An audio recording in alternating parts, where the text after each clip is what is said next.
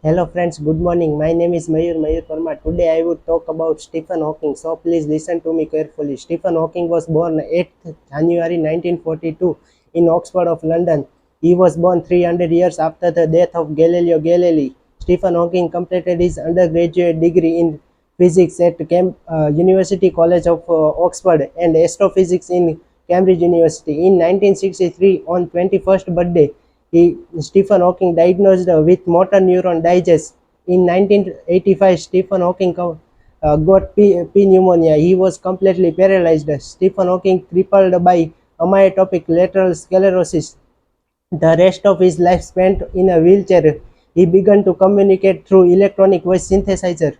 His contribution to the understanding of gravity, black holes, and cosmology were truly immense. He studied basic laws governing the universe. He proposed the beginning of the universe. He also predicted the ending of the universe. He suggested that humans should leave the earth if wished to survive. In 1988, he published a brief history of time. It became an international bestseller.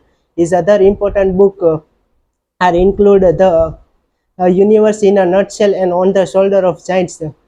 He was awarded 13 honorary degree. He was awarded Copley Medal from the Royal Society in 2006.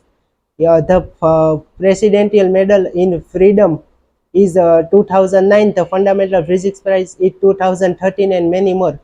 Stephen Hawking was died on 14th March 2008 at age on 76. He was immortalized by his brilliant research. Thank you so much.